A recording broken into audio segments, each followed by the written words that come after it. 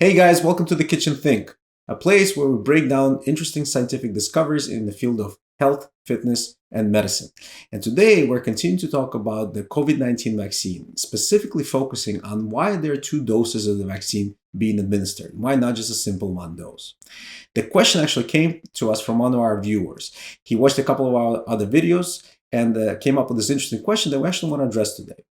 Before we begin, I just want to kind of remind you guys, if you haven't seen our other videos, please check them out. We'll put the links in the description. Check out our channel, subscribe to it, guys, share with your friends. In general, give us a thumbs up, like it or dislike it. Put some comments in the comment section. We really want to grow this channel. We want to inform you guys of the science so you're more kind of informed to make your own decision about your health. So again, the topic today, why two doses of the vaccine against COVID-19? And Veronica is going to take us to the science behind it. All right, before we go into the answer of why we have two doses of the COVID-19 vaccine, let's backtrack a little bit. So let's just review. The goal of a vaccine is to build an immune response against a specific foreign invader pathogen, in this case, COVID-19. So that if you ever encounter, you're ever infected by the COVID-19 virus, your body knows how to fight back. So that's in general the idea. And in order to do that, of course, the vaccine has to be safe, meaning we can't just give you the virus and build the immune response. What we have to do is, usually what is done, is you give the person a inactivated virus. It doesn't act like a virus anymore, but it looks like a virus. Or you can give a piece of the virus, a very small portion of the virus. So either of those two ways, among others, you give to the person and the person will build an immune response against that virus. And again, this we've reviewed in previous presentations. So if you want to review it, we welcome you to look at those videos. We'll put a link on this video and also at the bottom in the comment section so you could check that out. So when you think about the immune response now, you can think about the immune response having sort of two different parts. One of them is the ability of your body to make antibodies against the virus, which is what we're talking about right now.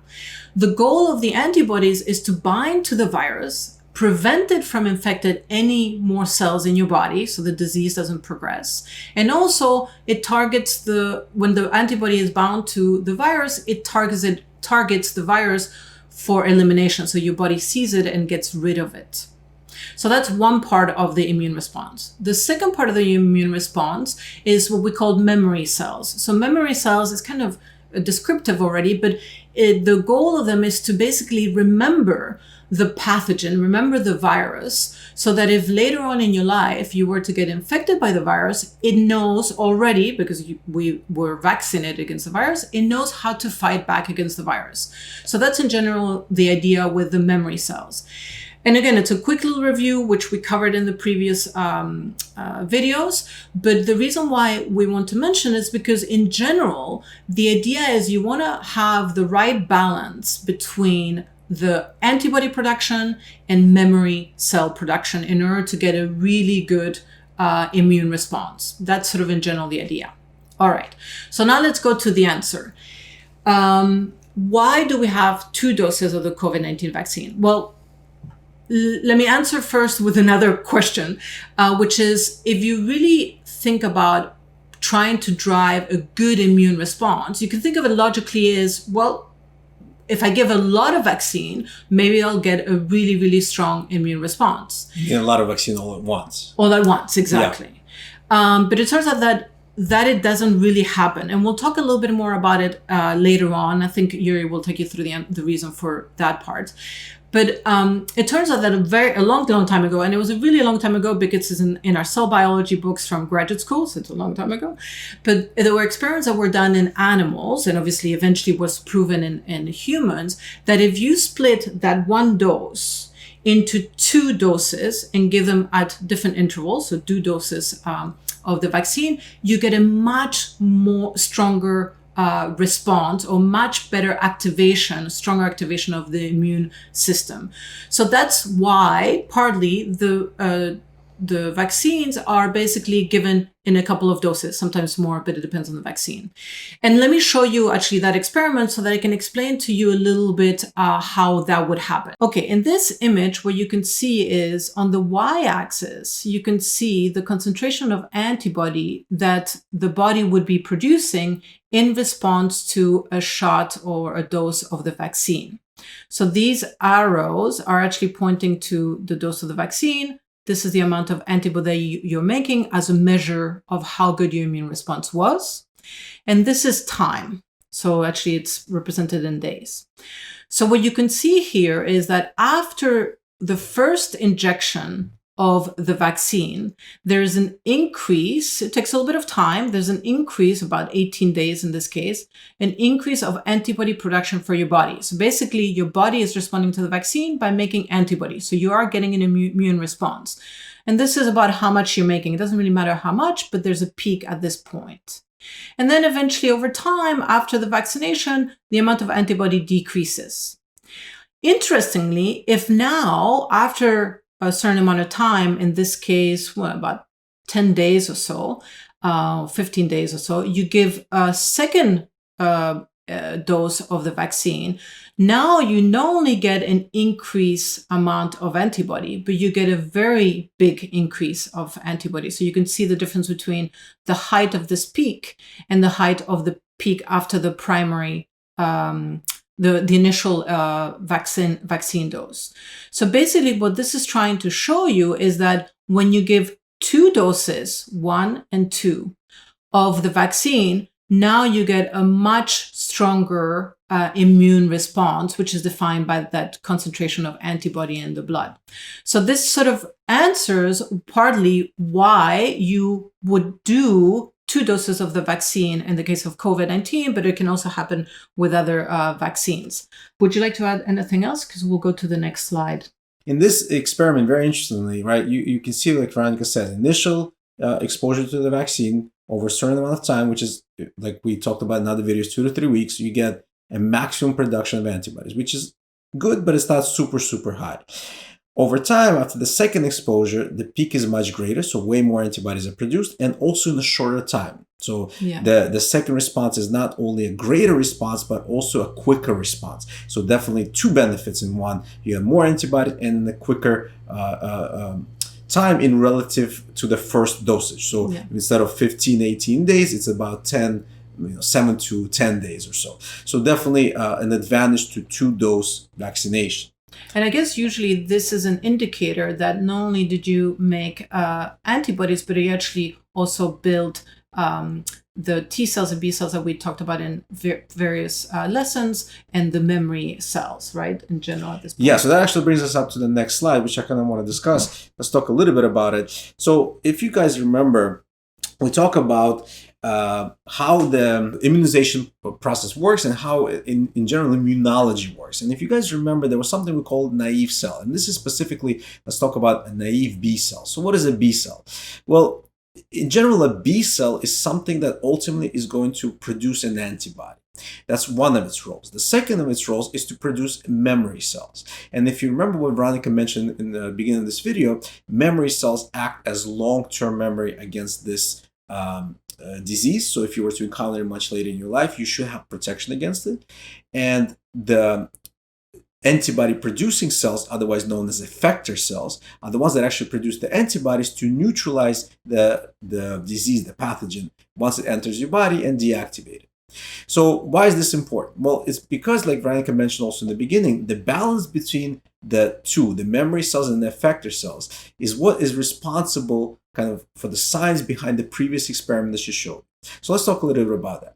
So when you have a naive B cell, so what does it mean, the naive B cells? Again, this is going back from our previous lectures. Naive B cell is a cell that hasn't been differentiated, so it doesn't have a purpose yet. It's just there, and it can go into many different directions. It needs to be stimulated to drive that direction. So how does it stimulate it? It's stimulated by the presence of the vaccine. So vaccine is delivering an antigen. If you guys remember from previous lectures, that's a molecule that's going to activate this naive cell. And this naive cell is going to start differentiating. And it's going to differentiate into 2 pathways. Some of the cells are going to create memory cells, and some are going to create effector cells. Effector cells eventually are going to produce antibodies, and memory cells is going to be long-term memory. So what's interesting is when you get a small dose of the vaccine the first time, you get a nice production, relatively even production of both parts. You get nice production of memory cells, nice production of effector cells. After the second exposure to the vaccine, because now these memory cells are abundant, it's the memory cells are now directly differentiated into further effector cells, and themselves also differentiate into further memory cells. So now you get a huge increase in both the memory cells and the effector cells. And that's what's responsible for that huge spike you saw in the previous slide. So how does that happen? Well, it's because we're not going through the full immunization process. We're basically kind of cheating in a sense. We're using the already existing memory cells after the first exposure to the vaccine and converting those directly into two pathways: more memory cells and effector cells. And that's a much quicker process and a much stronger process. One way I like to think about it is I think about like a system. If a system is overworked, if it has a maximum load of how much work it can be done or it can do, at a certain point, it will give out, meaning once it reaches its capacity, it can no longer do more than what it can do. So when you start from a basic vaccine, the system is working very hard to reach its ultimate goal, which is to produce a little bit of memory cells, a little bit of effector cells. But after the second exposure, the system is not as much overworked because now it's using the already existing memory cells to convert them into further cells, such as, again, more memory and more effector at a much quicker pace without overworking the system. So it's a good way to kind of cheat and get a huge kind of booster shot, so to speak, of the antibody production and memory cell productions. And that is exactly what is responsible for that second peak that Veronica showed you. So I know I'm repeating myself, but I kind of want to make that quite clear. What's interesting, and this is now, you see this on the right side, is take the same model. So again, this naive B cell, so it hasn't been differentiated, it doesn't have a purpose yet. And now, instead of giving two separate exposures of the vaccine, you take them both and combine into one big load. And you give that one big load right away. And actually what happens is now you don't get an equal differentiation of the naive cell into effector and memory cells like you see here, but you get a more of a drive to produce effector cells and very little memory cells. So what does that mean? Well, it means that the reason probably why it happens is because the system senses that there's so much antigen. Again, antigen is the molecule within the vaccine that is driving this immune process. It's probably sensing there's so much antigen that it feels like it needs to deactivate it right away. And in order to deactivate it right away, it has to build more effector cells that are going to produce the antibodies to do that deactivation. And because it's building more effector cells, it's neglecting its duty to make those memory cells. So then what happens is, although you have a lot of effector cells and a relatively significant amount of antibodies, your memory cells are lacking. So then what happens is that you have less long-term immunity against the disease, and the vaccination that you receive hasn't achieved its full purpose. Mm-hmm. Furthermore, and this is not shown here, but it's actually a very important point to make. Although it makes quite a few effector cells, a lot of those effector cells, or the antibodies produced by those effector cells, are not very specific to the actual disease. And the reason goes back to what I mentioned earlier. Remember how I said there's a certain limit to how much the system can do?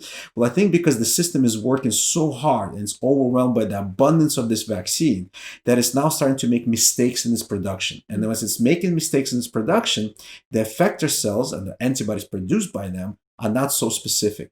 And therefore, they don't deactivate the disease, the pathogen, as well as they should. So although you may produce a lot of these cells, they don't do the job as they should be doing. And therefore, now you have two flaws. You have very little memory cells, so no long-term memory against the disease, and flawed effector cells that don't deactivate the virus. So therefore, one large exposure of the vaccine sometimes produces negative effects. And that's why what you saw on the previous slide, let me go back to it, is exactly this. So this is the initial response. You get a nice even production of both the memory cells here and the antibodies to a certain degree. And now comes the second exposure, and those memory cells now get activated and produce a huge amount of further antibodies. And now you have good antibody production, very with strong affinity, or very strong kind of how would you say, Veronica, affinity? Binding ability. Yeah, like binding ability. So very specific towards the disease you're trying to deactivate. And also you have long-term memory, which is not shown on this slide here, but it is shown on the slide that I showed you previously. So a stronger response and a higher quality of the Yeah. response. So basically, that is the main reason why. So if you overwhelm the system right away, the system makes mistakes and it doesn't produce enough memory cells and it starts making mistakes in the antibody production. But if you dose it out in 2 parts, the system is much more efficient. Mm-hmm. And let's talk a little bit about this a bit more because it's a very interesting point that we want to make. Yeah. And it comes from the AstraZeneca vaccine that just recently came out. The AstraZeneca vaccine against COVID-19 is a new vaccine that just came out, and I think it's in conjunction with the Oxford University. What happened there was a very interesting kind of concept that kind of supports the model that we were just showing you.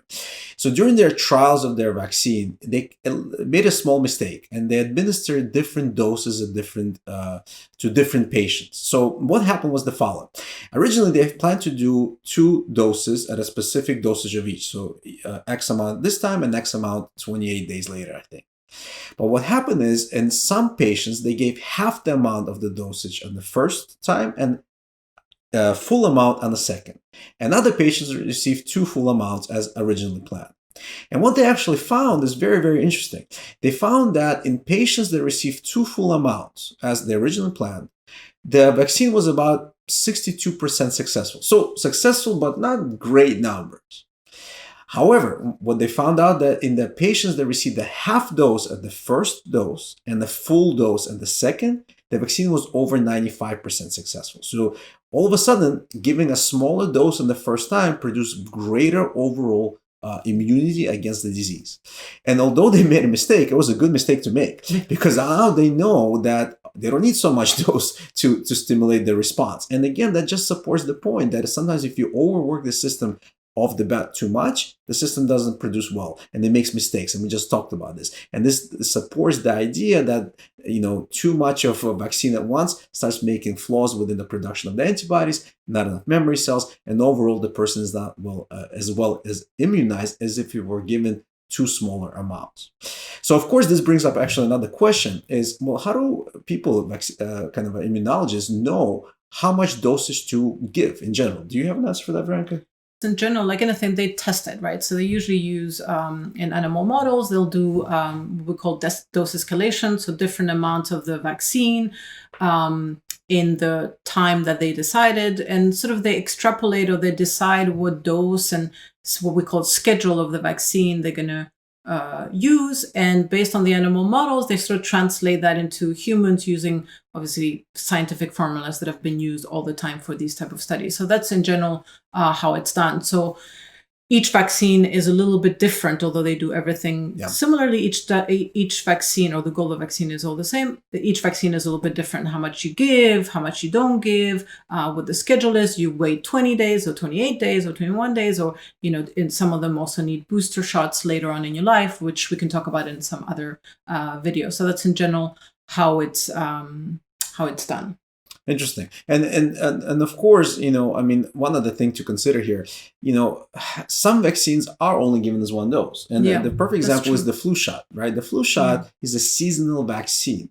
And because it's seasonal, it has a very short, you can say, time period at which it should be applied. Yeah. So if you break it down into 2 or 3 doses, it defeats the purpose because by the time you administer all the doses, the season is over. Yeah. So that's why they usually just give 1 shot. But there are other vaccines that are also administered as a single dose. And again, all this is done experimentally in animals and also tested in the clinical trials. And that's exactly what all these vaccines like Moderna, Pfizer, AstraZeneca, they all did in a way. That's good. So take-home message. It's normal to have 2 doses. It's actually better to have 2 doses often because it gives you a stronger response at the second dose and a more long-term memory and stuff like that versus overworking the system all at once. Second take-home message is, if you do commit to getting the vaccine, get the both doses. Yeah. Don't just get 1 because 1 will not be sufficient. It may be sufficient for some amount of time, but it may not give you full immunity. You need both of them to make yourself truly immunized against the disease. Follow the instructions. Follow the instructions. Yeah, I guess follow the instructions. These instructions have been, it's not that, you want to follow instructions blind. It's just that they've been tested in the trials. And now you know that they work and you just want to follow that science so you don't deviate from it too much. Yeah. So hopefully this helped for those that were asking why 2 doses of the vaccine.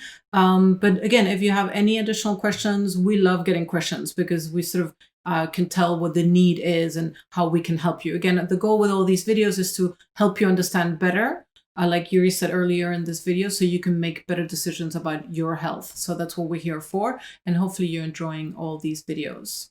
Guys, remember, always give us a thumbs up, like the video, share it with your friends. We talked about this in the beginning. We really want to grow the channel, guys, so really help us out here. And we look forward to seeing you in the future. Bye-bye. Bye.